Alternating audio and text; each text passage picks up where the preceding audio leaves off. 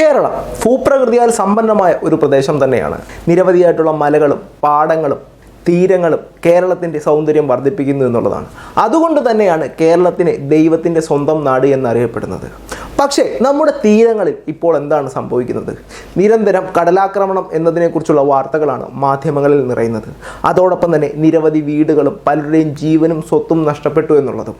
നമ്മൾ കേരളത്തിൻ്റെ കാര്യം എടുത്തു നോക്കുകയാണെങ്കിൽ ഏകദേശം 38,863 സ്ക്വയർ കിലോമീറ്ററിനാണ് കേരളത്തിൻ്റെ ആകെ ഏരിയ എന്ന് പറയുന്നത്. അതിൽ 15% കോസ്റ്റൽ ഏരിയ എന്നുള്ളതാണ്. ഈ കോസ്റ്റൽ ഏരിയയിലാണ് കേരളത്തിൻ്റെ ആകെയുള്ള പോപ്പുലേഷൻ്റെ 40% താമസിക്കുന്നത്. അതായത് അവിടുത്തെ പോപ്പുലേഷൻ ഡെൻസിറ്റി എന്ന് പറയുന്നത് ഏകദേശം 2500 പേരാണ് ഒരു സ്ക്വയർ കിലോമീറ്ററിനുള്ളിൽ താമസിക്കുന്നത്. ഇത്രയേറെ പോപ്പുലേഷൻ ഡെൻസിറ്റി ഉണ്ടെങ്കിലും അവിടെ ഇത്രയേറെ കടലാക്രമണങ്ങൾ ഉണ്ടെങ്കിലും നമ്മുടെ ഭരണാധികാരികൾ പറയുന്നത് അവിടെ കൃത്യമായ പ്രവർത്തനങ്ങൾ ചെയ്തു വരുന്നു എന്നുള്ളതാണ്. എന്തൊക്കെയായിരിക്കാം ആ പ്രവർത്തനങ്ങൾ? എന്തുകൊണ്ടായിരിക്കാം ഈ ഒരു പ്രവർത്തനങ്ങൾ നടന്നിട്ടും വീണ്ടും അവിടെ കടലാക്രമണങ്ങൾ ഉണ്ടാവുന്നത്? ഇത്രയും പോപ്പുലേഷൻ ഡെൻസിറ്റി ഉള്ളത് കൊണ്ട് തന്നെ നിരവധിയായ പൊല്യൂഷനും അതുപോലെ തന്നെ പലപ്പോഴും കടൽ കയറുന്ന സമയത്ത് ഒരു പ്രളയത്തിൻ്റെ സാഹചര്യം വരെ അവിടെ ഉടലെടുക്കുന്നുണ്ട്. ഈ ഒരു പ്രശ്നങ്ങൾക്കെല്ലാം ഒരു പെർമനൻ്റ് സൊല്യൂഷൻ എന്നുള്ള രീതിയിൽ ഇതുവരെ എന്തെങ്കിലും ചെയ്തു കൊടുക്കാൻ നമ്മുടെ ഭരണകർത്താക്കൾക്ക് സാധിച്ചിട്ടുണ്ടോ? നമ്മൾ പരിശോധിക്കേണ്ടത് അത്യന്താപേക്ഷിതമാണ്. അതോടൊപ്പം തന്നെ എന്തുകൊണ്ടാണ് കേരളത്തിൻ്റെ തീരങ്ങളിൽ മാത്രം ഇത്രയേറെ കടലാക്രമണ ഭീതി ഉണ്ടാവുന്നത്? നമുക്കൊന്ന് പരിശോധിക്കേണ്ടതുണ്ട്. എല്ലാവർക്കും നമസ്കാരം, ഞാൻ വിവേക്. എല്ലാവർക്കും എൻ്റെ പുതിയ വീഡിയോയിലേക്ക് സ്വാഗതം. ഈ വീഡിയോയിലൂടെ നമ്മൾ പരിശോധിക്കാൻ പോകുന്നത് കേരളത്തിൻ്റെ സമുദ്രതീരത്തിൻ്റെ ഇപ്പോഴത്തെ സാഹചര്യത്തെക്കുറിച്ചും എന്തൊക്കെ മാറ്റങ്ങൾ കൊണ്ടുവന്നാൽ ഇതൊരു പരിധിവരെ നമുക്ക് കുറയ്ക്കാൻ സാധിക്കുമെന്നതിനെക്കുറിച്ചാണ്. ഈ ഒരു ടോപ്പിക്കിനെ പറ്റി കൃത്യമായി മനസ്സിലാക്കാൻ വേണ്ടി ഈ വീഡിയോ മുഴുവനായി കാണാനായി ശ്രമിക്കുക. കേരളത്തിൻ്റെ ആകെ തീരം എന്ന് പറയുന്നത് 560 കിലോമീറ്ററാണ്. അതുപോലെ തന്നെ കേരളത്തിലെ ലാൻഡ് ഏരിയയുടെ ഒരു ആവറേജ് ഉയരം എന്ന് പറയുന്നത് സമുദ്രനിരപ്പിൽ നിന്നും വെറും 8 മീറ്റർ മാത്രമാണ്. ഈ ഒരു കടലാക്രമണം അതിൻ്റെ തീരത്ത് താമസിക്കാത്ത നമ്മളിൽ പലർക്കും വളരെ നിസാരം തന്നെയായിരിക്കും. പക്ഷേ അതിൻ്റെ യഥാർത്ഥ കാര്യങ്ങൾ മനസ്സിലാക്കണമെങ്കിൽ കുറച്ച് കണക്കുകൾ ഞാൻ പറയാം. നമുക്ക് തിരുവനന്തപുരം ജില്ലയിലെ കടൽ തീരം മാത്രം ഒന്ന് പരിശോധിക്കാം. തിരുവനന്തപുരം ജില്ലയിൽ ഏകദേശം 58 കിലോമീറ്റർ മാത്രമാണ് കടൽ തീരമുള്ളത്.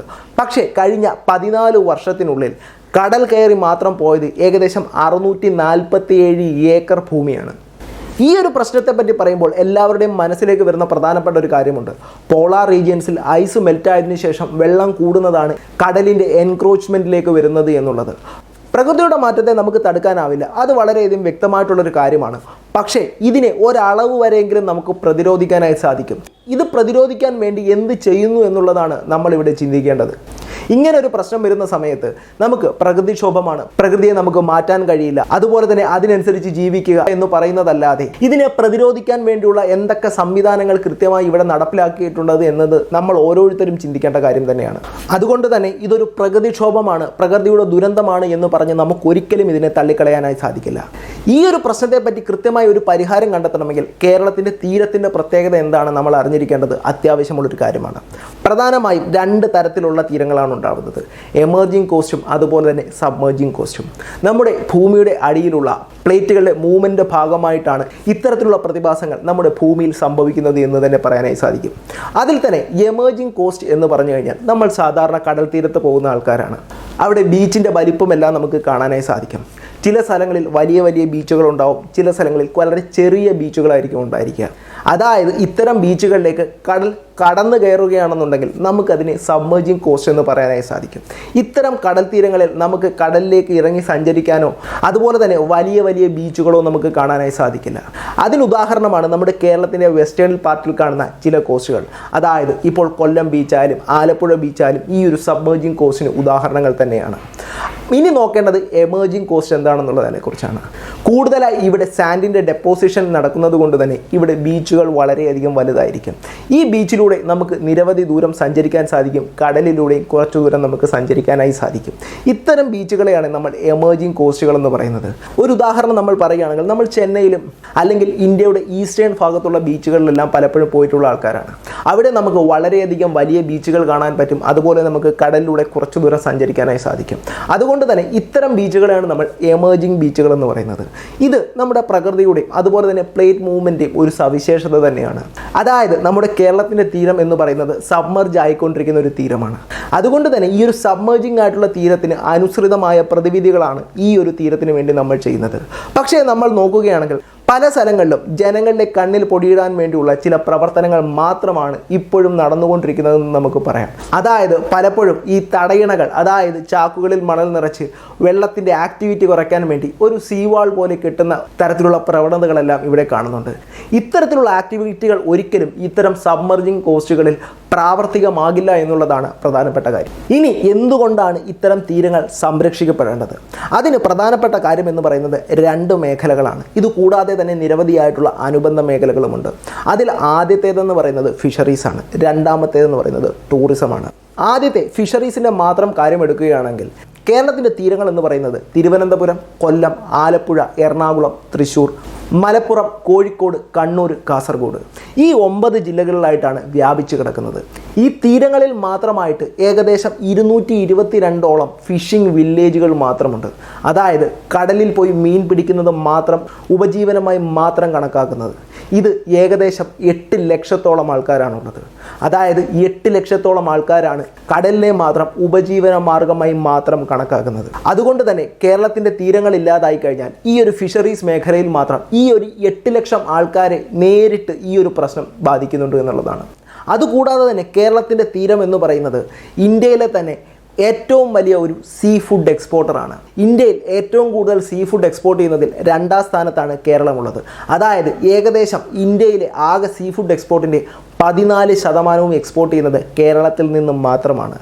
2022-23 കണക്കനുസരിച്ച് കേരളത്തിൽ നിന്നും എക്സ്പോർട്ട് ചെയ്ത സീ ഫുഡ് ഉൽപ്പന്നങ്ങളുടെ മൂല്യം എന്ന് പറയുന്നത് ഏകദേശം 8,285 കോടിയാണ്. ഇതിൽ നിന്നും നമ്മുടെ കേരളത്തിൻ്റെ ഗവൺമെൻറ്റിനും വരുമാനം ഉണ്ടാകുന്നുണ്ട്. ഗവൺമെൻറ്റിൻ്റെ വരുമാനം നിലയ്ക്കാനും ഈ ഒരു കടലിൻ്റെ എൻക്രോച്ച്മെൻറ്റ് ബാധകമാകും എന്നുള്ളതാണ് നാം ഇവിടെ ശ്രദ്ധിക്കേണ്ടത്. ഇത് കൂടാതെ തന്നെ ഈ ഒരു ഫിഷറീസ് മേഖലയുമായി ബന്ധപ്പെട്ട് നിൽക്കുന്ന ഏകദേശം 1 ലക്ഷത്തോളം ആൾക്കാരെയും ഇത് വീണ്ടും നേരിട്ട് ബാധിക്കുന്നു എന്നുള്ളത് നമ്മളിവിടെ മനസ്സിലാക്കേണ്ടതുണ്ട്. ഇനി മറ്റൊരു പ്രധാനപ്പെട്ട മേഖല എന്ന് പറയുന്നത് ടൂറിസമാണ്. 2023 ദി ന്യൂയോർക്ക് ടൈംസിൻ്റെ സർവേ പ്രകാരം ലോകത്തിൽ വിസിറ്റ് ചെയ്യാൻ പറ്റുന്ന 52 പ്ലേസസിൽ വളരെ പ്രധാനപ്പെട്ട ഒരു സ്ഥലമാണ് കേരളം എന്ന് പറയുന്നത്. അതുപോലെ തന്നെ 2022-23 വർഷത്തിൽ കേരളത്തിൻ്റെ ടൂറിസത്തിൽ നിന്നുള്ള വരുമാനം എന്ന് പറയുന്നത് ഏകദേശം 35,168.42 കോടി രൂപയാണ്. അതിൽ തന്നെ ഏറ്റവും കൂടുതൽ ഫോറിൻ ടൂറിസ്റ്റുകളാണ്. അവർ ഏറ്റവും കൂടുതൽ ഓപ്റ്റ് ചെയ്യുന്ന 2 പ്രദേശങ്ങൾ എന്ന് പറയുന്നത് തിരുവനന്തപുരവും എറണാകുളം. എന്തുകൊണ്ടെന്ന് നമുക്ക് എല്ലാവർക്കും മനസ്സിലാവാം. പ്രധാനമായും അവർ നോക്കുന്നത് കടൽ തീരമാണ്. ഈ ഒരു കടൽ തീരമായി കഴിഞ്ഞാൽ ഇവിടേക്കുള്ള ഫോറിൻ ടൂറിസ്റ്റുകളുടെ ഒഴുക്ക് കുറയും എന്നുള്ളത് വളരെ പ്രധാനപ്പെട്ട ഒരു കാര്യം തന്നെയാണ്. അതുപോലെ തന്നെ ഇവിടെ ഇതുമായി ബന്ധപ്പെട്ട് നിൽക്കുന്ന ആൾക്കാരുടെ വരുമാനവും കുറയും. ഇത് ഗവൺമെൻറ്റിൻ്റെ വരുമാനം കുറയ്ക്കുന്നതിലേക്കും കൊണ്ടെത്തിക്കും എന്നുള്ളത് വളരെയേറെ ചിന്തിക്കേണ്ട ഒരു കാര്യമാണ്. ഇതോടൊപ്പം തന്നെ കൂട്ടിച്ചേർത്ത് വായിക്കേണ്ട മറ്റു ചില കാര്യങ്ങളുമുണ്ട്. അതായത് ഈ ഒരു ഫോറിൻ ടൂറിസ്റ്റുകളുടെ വരവ് കുറഞ്ഞു കഴിഞ്ഞാൽ ഇത് ബാധിക്കുന്നത് തീരപ്രദേശങ്ങളെ മാത്രമല്ല. അതായത് നിരവധി ഇടുക്കി, മൂന്നാർ പോലെയുള്ള നിരവധി ഹൈ റേഞ്ച് പ്രദേശങ്ങളും ഫോറിൻ ടൂറിസ്റ്റുകൾ പോകാൻ ഇഷ്ടപ്പെടുന്ന നിരവധിയായിട്ടുള്ള പ്രദേശങ്ങളും കേരളത്തിലുണ്ട്. ഇവയെല്ലാം ഈ ഒരു ഫോറിൻ ടൂറിസ്റ്റുകളുടെ വരാനുള്ള അഭാവം ബാധിക്കും എന്നുള്ളത് വളരെയധികം കൃത്യമായിട്ടുള്ള ഒരു കാര്യം തന്നെയാണ്. അതുകൊണ്ട് ഇത്തരം തീരങ്ങൾ സംരക്ഷിക്കപ്പെടേണ്ടത് തീരദേശവാസികളുടെ മാത്രമല്ല കേരളത്തിലെ എല്ലാ ജനവിഭാഗങ്ങളുടെയും ഒരു വളരെ പ്രധാനപ്പെട്ട ആവശ്യം തന്നെയാണ്. ഇനി ഈ ഒരു തീരദേശ ശോഷണത്തിന് എന്താണ് ഒരു പെർമനൻറ്റ് സൊല്യൂഷൻ എന്നുള്ളത്? നമുക്കൊരിക്കലും ഇതിനൊരു പെർമനൻറ്റ് സൊല്യൂഷൻ പറയാൻ സാധിക്കില്ല എന്നുള്ളതാണ് എൻ്റെ പരിമിതമായ അറിവ് വെച്ച് എനിക്ക് പറയാൻ സാധിക്കുന്നത്. അതായത് ഇതൊരു സബ്മേർജിങ് ബൗണ്ടറിയാണ്. അത് പ്രകൃതിയുടെ ഒരു പ്രതിഭാസം തന്നെയാണ്. നമുക്ക് വേണമെങ്കിൽ പ്രകൃതിയെ ചെറുത്തു നിൽക്കാം എന്നല്ലാതെ ഒരിക്കലും ചെറുത്ത് തോൽപ്പിക്കാനാവില്ല എന്നുള്ളത് നമ്മൾ മനസ്സിലാക്കേണ്ടതുണ്ട്. അതായത് ഈ ഒരു കടലിൻ്റെ കടന്നുകയറ്റത്തെ നമ്മൾ പ്രതിരോധിക്കുക മാത്രമേ ചെയ്യാൻ സാധിക്കൂ എന്നുള്ളത്. അതായത് നമ്മൾ പറയുകയാണെങ്കിൽ നമ്മൾ കേരളത്തിൻ്റെ പല ഭാഗത്തും പുലിമുട്ടുകൾ കാണാനായി സാധിക്കും. ഈ പുലിമുട്ടുകൾ പ്രവർത്തിക്കുന്നത് ആ ഒരു കടലിൻ്റെ തിരമാലയുടെ ശക്തിയെ കുറയ്ക്കുകയാണ്. അതിലൂടെ സീയുടെ എൻക്രോച്ച്മെൻറ്റ് അല്ലെങ്കിൽ കടലിൻ്റെ കടന്നുകയറ്റം കുറയ്ക്കുകയാണ് ചെയ്യുന്നത്. കേരളത്തിൻ്റെ പല ഭാഗങ്ങളിലും ഇത്തരത്തിലുള്ള പുലിമുട്ടുകൾ വന്നു കഴിഞ്ഞാൽ ചിലപ്പോൾ അത് കടലിൻ്റെ കടന്നുകയറ്റത്തെ കുറച്ചേക്കാം എന്ന് മാത്രമേ ഉള്ളൂ. ഇത് കൂടാതെ തന്നെ സീ വാൾ കെട്ടുക, അതുപോലെ തന്നെ കോസ്റ്റൽ ആർമറിങ് എന്ന് പറയുന്ന നിരവധിയായിട്ടുള്ള ടെക്നിക്കുകൾ നിലവിലുണ്ട്. അതായത് പലയിടത്തും കടൽ ഭിത്തികൾ നിർമ്മിക്കുക, അതുപോലെ തന്നെ കടലിൻ്റെ തിരമാലകളുടെ ശക്തികൾ കുറയ്ക്കുന്ന നിർമ്മിതികൾ കൊണ്ടുവരിക, അതുപോലെ തന്നെ ഫ്ലോട്ടിംഗ് ആയിട്ടുള്ള ഇൻഫ്രാസ്ട്രക്ചർ നിർമ്മിക്കുക എന്ന പലതരത്തിലുള്ള ടെക്നിക്കുകളും ഈ ഒരു സബ്മേർജിങ് ബൗണ്ടറീസിൽ പല രാജ്യങ്ങളും അവലംബിച്ചിട്ടുണ്ട്.